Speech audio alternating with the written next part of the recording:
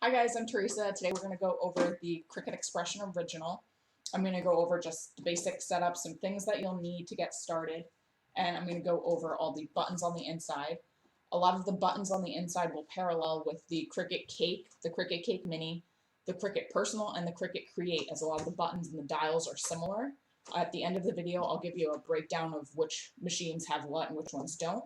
But this video is going to be mainly focused on the Expression, but I know that all the other older machine users will find benefit from this video too. So to get started, you'll need your machine, you'll need your power cord, you'll also need the mats. With some of the other machines, they use 6x12. With the Expression, you'll need either the 12x24, which is this long guy, or the 12x12.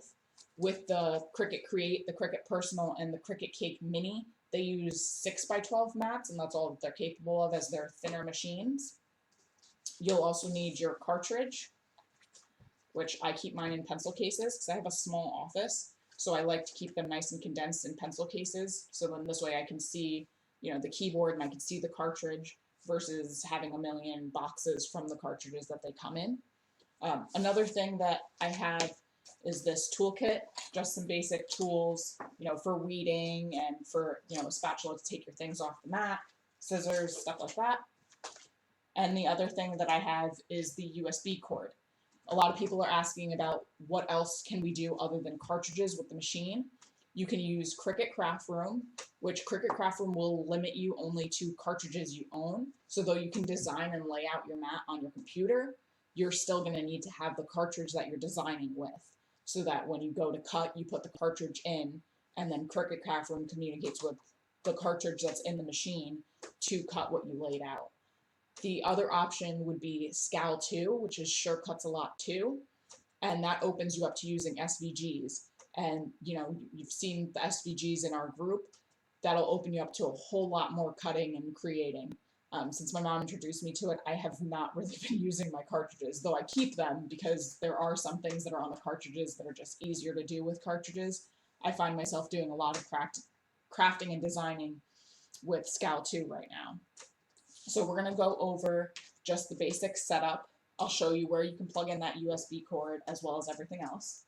So on the back of your machine here, you've got two little slots back here. You've got this little black dot as the power connector, and then you've got the USB connector, and obviously you'll connect your USB and then connect it to your computer on the other end. I've already got my power plugged into the wall, so we're just going to plug that in. And then to open it, you're just going to pull this little flap up, and it opens itself. Now I'm going to go ahead and put on a keypad. So to put that on, you just lay it over this little opening here, and it just sits right in there. And then you put your cartridge in. It goes, the design, the name of the cartridge goes face out. That goes right in, put it right in, and turn it on. Now a lot of people are also asking where they see the firmware. That's right here on this screen when it's loading up. And then it'll tell you, after it makes that little peep, it tells me what cartridge I have in. So we're just gonna show you how to load a mat. To load the mat, your best bet is to always follow these arrows. You're gonna load those arrows pointing into the machine. So you just line those up with the roller bar that's in here, push it all the way back, and then you've got a little guide. So I line mine up to the left of the machine, and then there's this little guide here too that keeps you from going too far to the right. And then you'll just hit load paper, and that'll pull your mat right in. As you see, I can't pull it back out. And then when you want to take it out, once you've done all your cutting, you'll hit unload, and that'll pull it right out.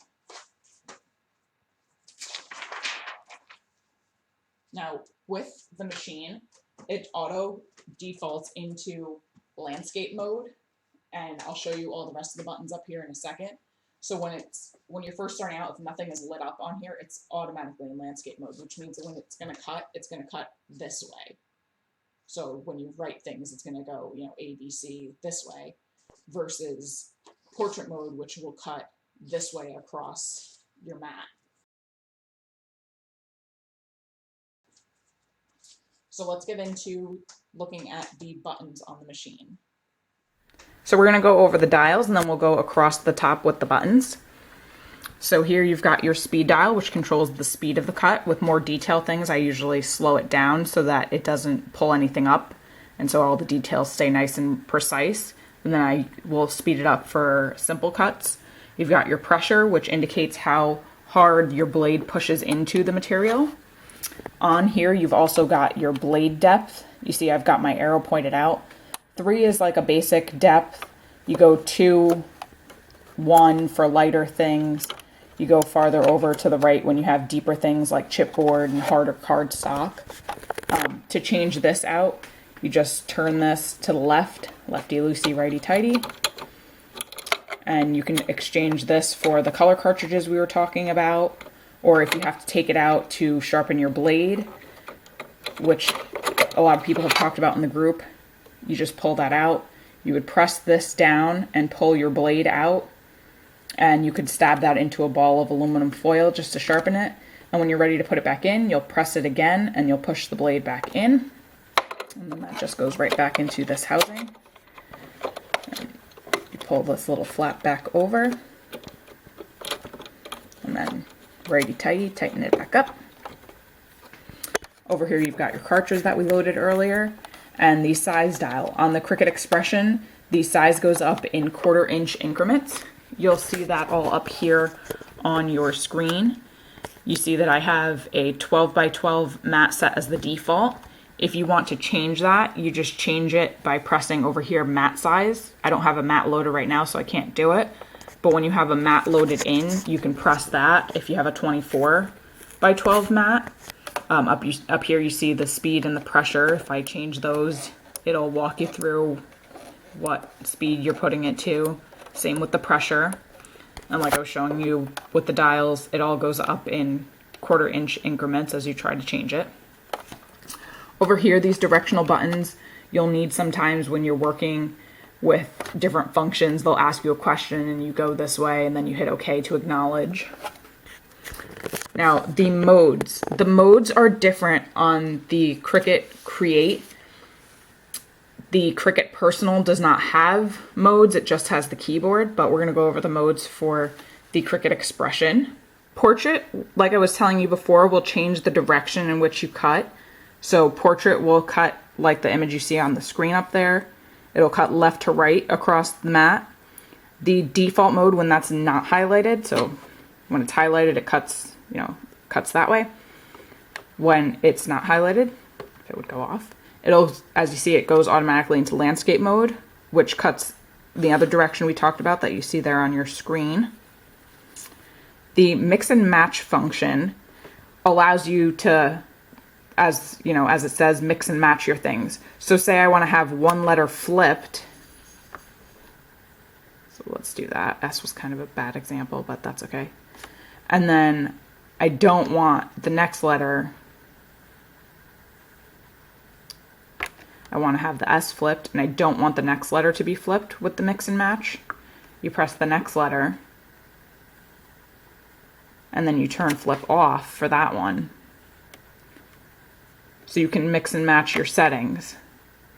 So as you see, when I just clicked to the left to go back to this S, the flip turned on because the flip is on for this one, but it's off for that. So it allows you to do a couple different things at the same time.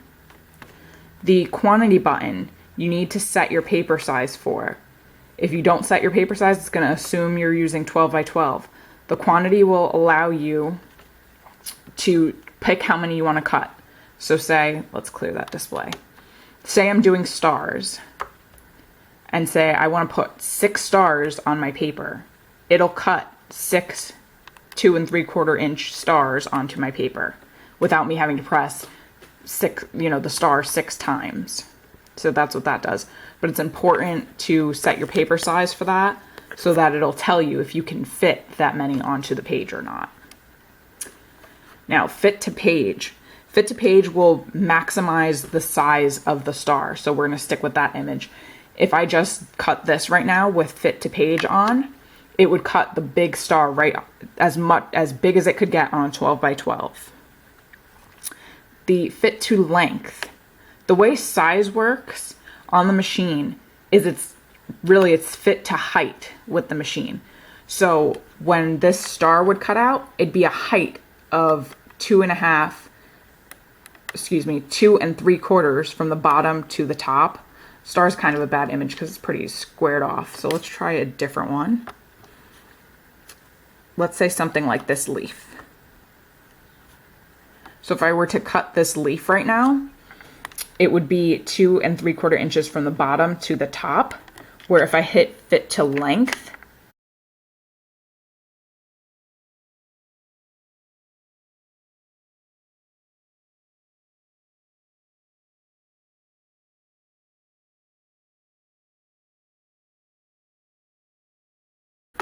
and then autofill, you also need to set your paper size for, because what autofill will do, if I press this right now, it would fill my page with as many 2.75 inch leaves as possible.